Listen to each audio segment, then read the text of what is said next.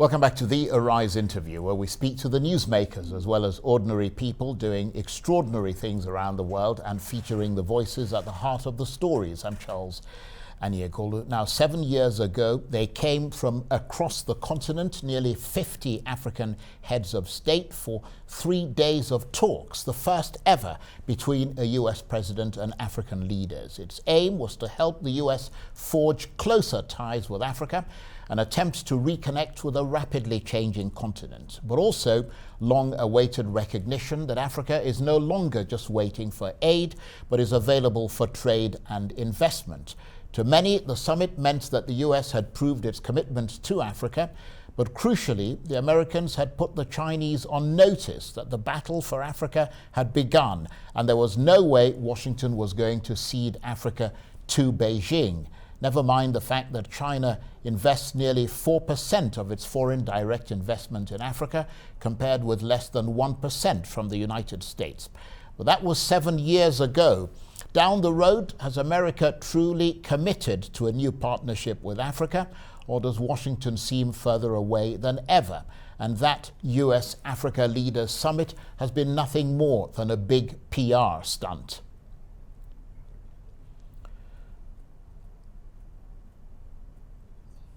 Well, my next guest today, Ambassador Michael Battle, served as the US Ambassador to the African Union from 2009 to 2013, and also as US Representative to the United Nations Economic Commission for Africa. He was the one charged with advising the US State Department on that US-Africa Leaders Summit hosted by President Obama in 2014. And he joins me now from Washington. Thank you very much indeed for joining us, Ambassador Battle. We appreciate your presence. And just to remind... Well, yeah, thank you very much indeed. Yes, it's good to be with you. I'm actually joining you from Atlanta, Georgia, but it's still on the East Coast. If you would I would like to put some things in context. The Africa Leaders Summit was not something that President Obama did in a vacuum. One has to look at the context. In President Clinton's time, he had brought all of the foreign ministers of the African continent together to initiate a serious conversation. And during the 8 years of George W. Bush, there were a number of significant things done to try to crystallize U.S. relations in a significant way, moving away from the notion of a continent to be related to from an aid approach to a continent to be related to from a trade and investment approach. And so when President Obama came on board, in his 8 years, he tried to continue a continuity that had begun with President Clinton.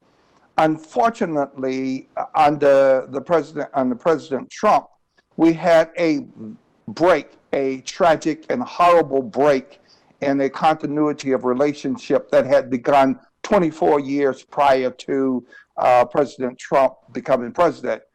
It is my sincere hope that in the Biden-Harris administration, there will not only be an effort to restore the relationship that had begun with President Clinton, moving on through Bush and through Obama, but that there would be an intentional effort to embrace not only the African continent, but the African diaspora that is a part of the United States.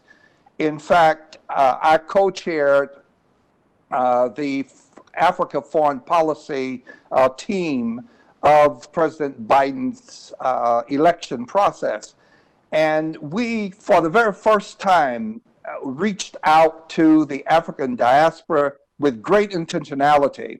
In fact, I must have done about 20 to 40 different Zoom sessions with 2 different groups of the African diaspora, trying to unify the notion that in order for America to do African policy, it has to do African policy by understanding very seriously what the African diaspora in the U.S. sees to be the benefit of connectivity between the U.S. and Africa. So we're looking to go back to a continuity that began with Clinton and then making up lost time that unfortunately was thrown away during the Trump administration.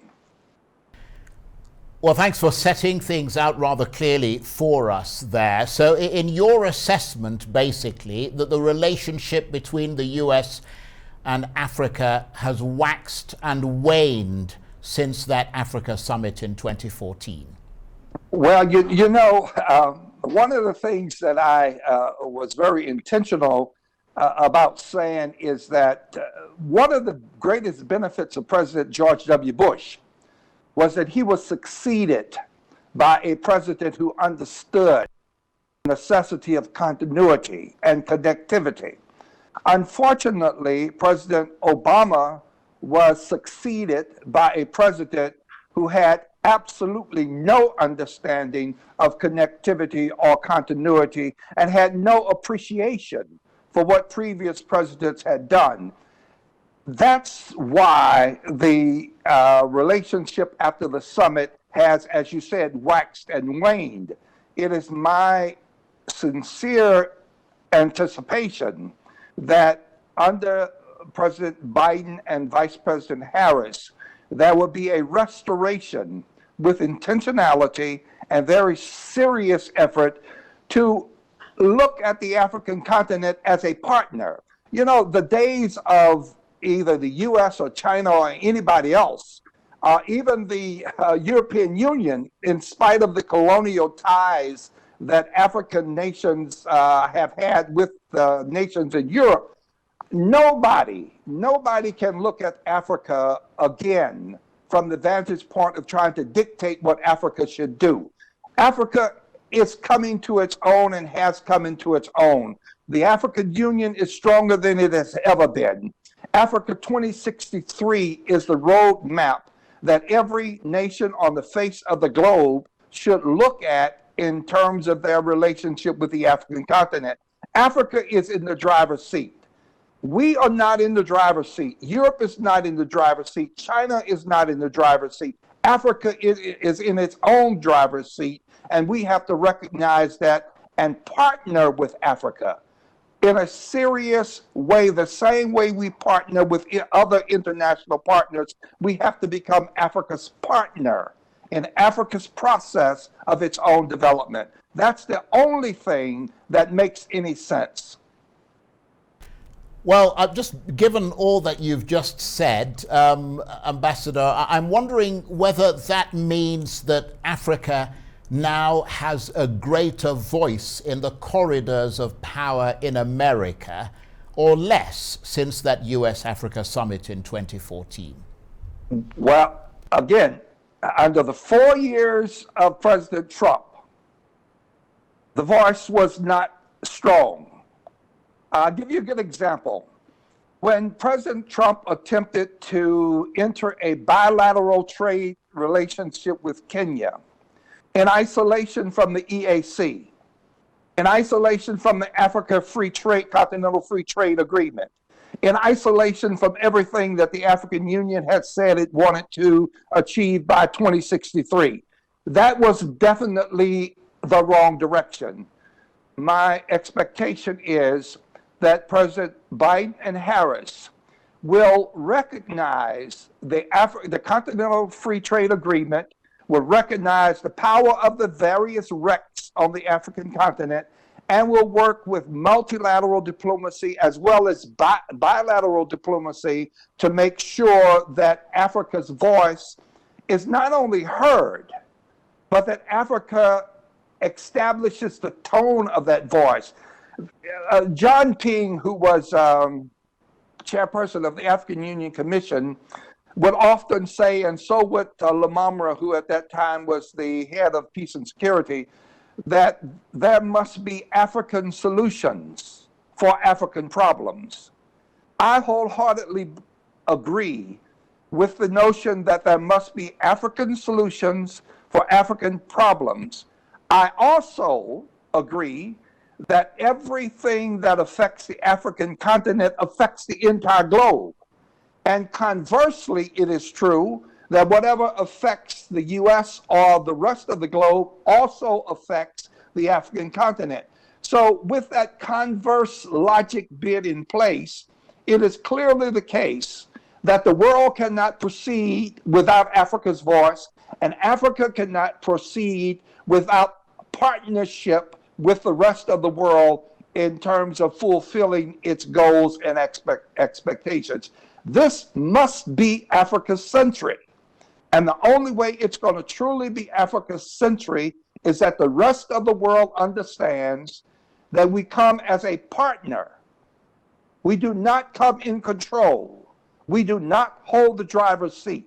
We come as a partner with the African continent. That is the only logical thing to do moving forward.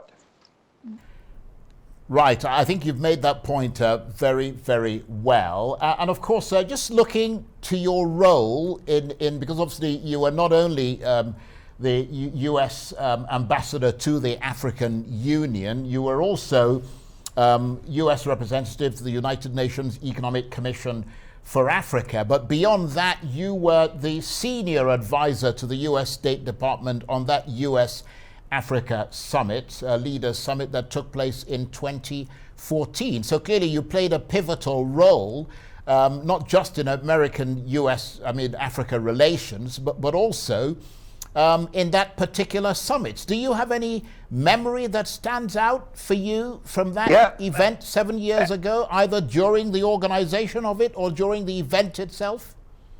Absolutely. The most profound memory is that we were very intentional. Actually, there are two profound memories. One is that we were very intentional in bringing together the leadership of corporate America, the largest corporations in the United States, to try to get them to establish a direct relationship with African heads of state and with African business partners. We also brought, as you know, some of the wealthiest individuals from the African continent. And we were trying to say to these wealthy Africans that you have an obligation to invest in Africa. And you have an obligation to try as best you can to partner with some of the U.S. corporations in trying to make sure that Africa produces jobs on the continent, that the value added of Africa's natural resources are developed on the continent in order to create wealth on the continent. The second great memory of that summit is that we were able to bring young leaders from the African continent simultaneously. And a lot of people didn't recognize that. But corollary to the Africa Leader Summit was the African Youth Leader Summit, going on simultaneously. So some of the brightest minds from all across the continent were engaged in serious discussion and debate. The failure was that there was no effort under the Trump administration to build upon what Clinton, Bush, and Obama did. Had we built upon that at that point, we would be much, much, much further down the road than we are now. Good news is that we're going to go back and we're going to restore an effort to do that under the current administration. Well, I think a lot of people will probably agree with you, Ambassador, but do stay with us. We want to talk with you some more. You're watching the Arise interview. Plenty more still ahead as we continue our chat with Ambassador Michael Battle, former U.S. Ambassador to the African Union. Stay with us.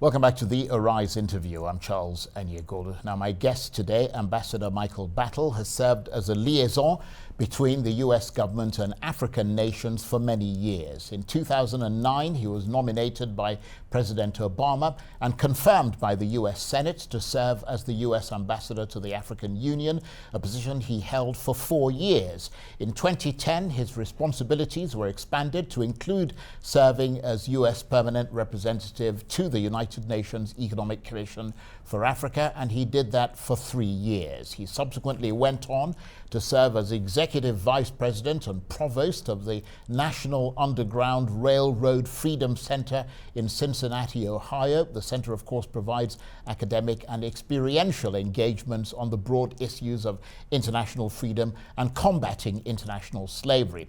And let's not forget that Ambassador Battle also served in the US Army, retiring with the rank of lieutenant colonel.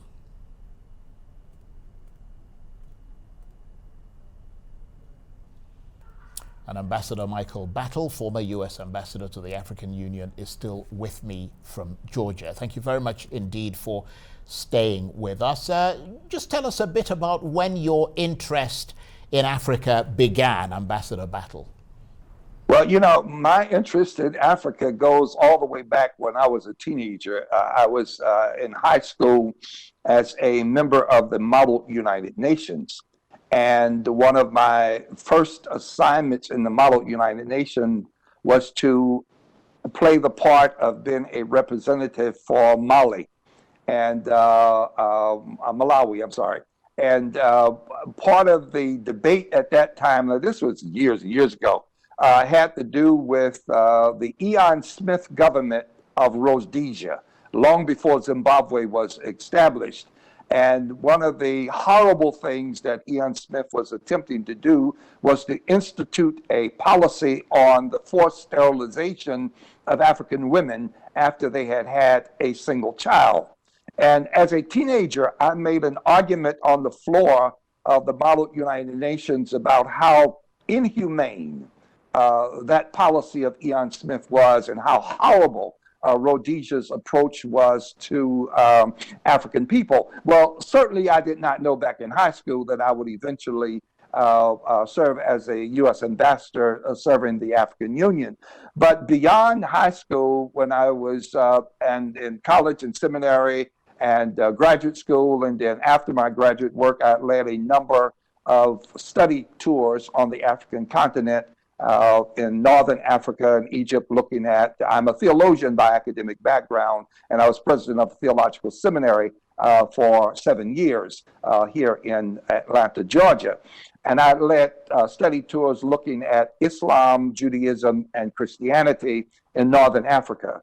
And we had done study tours in Gambia and the Senegal looking at Islam, Judaism, and Christianity, and looking at some of the indigenous religions on the African continent. So I've had the joy of traveling to Africa. And then during the Clinton era, I was the vice chair of the American Committee on Africa, which is an NGO looking at Africa policy from the outside of the government, trying to influence the U.S. government to do the right thing in Africa. And so I've always had this Africa centricity about my development. And so it was not an unnatural thing for me to have become U.S. ambassador to the African Union. Well, that's a very interesting career you've obviously had there. I mean, even though the route going from university chaplain and Army Reserve chaplain and retiring as a lieutenant colonel to serving as U.S. ambassador to the African Union and U.S. representative to the United Nations Economic Commission for Africa, as well as senior advisor to the American State Department for that leaders summit hosted by Obama in 2014. I mean, suggests that the route wasn't as straightforward as you're making it out to be. Well, you know, most of the time when a person is a politically appointed ambassador, it's in part because they've had a rich history in accomplishments. I was the president of one of the largest theological seminaries in the U.S. That trained not exclusively the African American church, because we had two predominantly white theological denominations that were a part of the six theological seminaries that made up the interdenominational theological center. So I was president of the consortium of six theological seminaries in Atlanta, four of them from historically black denominations and two of them from historically white denominations. And I served as vice president of Chicago State University, a lot in academics and a lot of training and development. And my connection with President Obama happened when I was vice president of Chicago State University, and I supported him when he was a state senator in Illinois. And then when he ran for U.S. Senate, I had already moved to Georgia, but I still supported his campaign when he ran for U.S. Senate. And when he began to run for president, I was one of the early people brought on to try to galvanize some of the religious communities to see the importance of supporting a person like Barack Obama to become president of the United States of America. So I've had a very rich background of things that I've been able to do, and I'm very fortunate and blessed by God to have done so. And I enjoyed tremendously the time serving as a diplomat. Well, that's really interesting, and thank you for telling us that connection, or making the connection, connecting the dots, as it were, for us. So just following up on your interest in Africa and your pivotal role on the continent as a US representative, I wonder what your take is on two big stories that have been developing on the continent in the last week or so. The first is the former Tanzanian Vice President Samia Suluhu Hassan, who's become the country's first female president and Africa's only current female national leader. And the other is the election in the Republic of Congo, in which the authoritarian incumbent, Denis Sassou Nguesso, is hoping to further entrench his 36-year rule. I mean, what's your reaction to those two developments? Okay. First of all, my sympathies and empathy goes to the family of the former president of Tanzania, who passed away at such a young age. I am very sympathetic to his family and to Tanzania.